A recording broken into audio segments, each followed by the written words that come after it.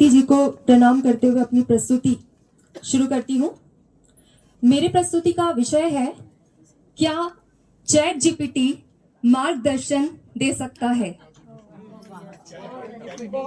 क्या chat GPT मार्गदर्शन दे सकता है? जी, तो शुरू करते हैं।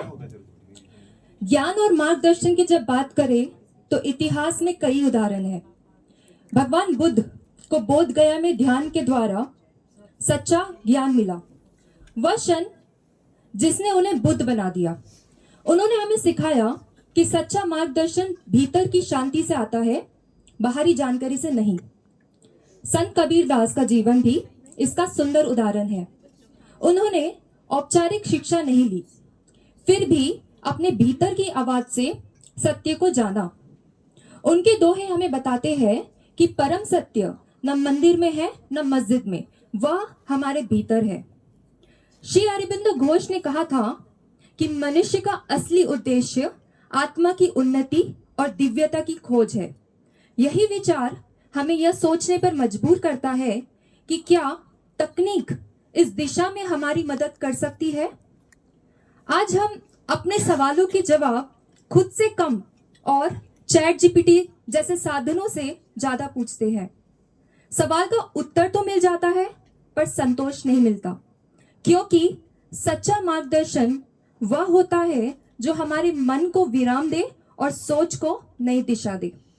अब बात करें साहित्य की। साहित्य हमें भावनाओं और अनुभवों से जोड़ता है। यह हमें इंसान से इंसान तक पहुंचने की भाषा सिखाता है।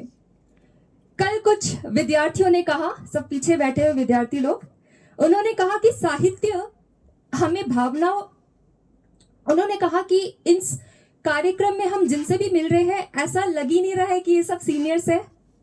हमें ऐसा लग रहा है कि हमारे समान है, और इसी वजह से हम बोल सकते हैं कि साहित्य ने सभी को एक समान भावनात्मक जुड़ाव से बांध दिया। यही साहित्य की खूबी है, यह पीढ़ियों के बीच की दूरी को मिटा देता है। अब सोचिए, क्या चैट जीपीटी ऐसा जुड़ाव दे सकता है? शायद नहीं, क्योंकि एआई सुविधा दे सकता है पर संवेदना नहीं।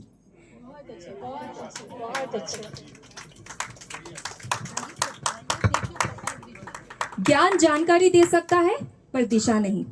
यही अंतर है मनुष्य और मशीन में।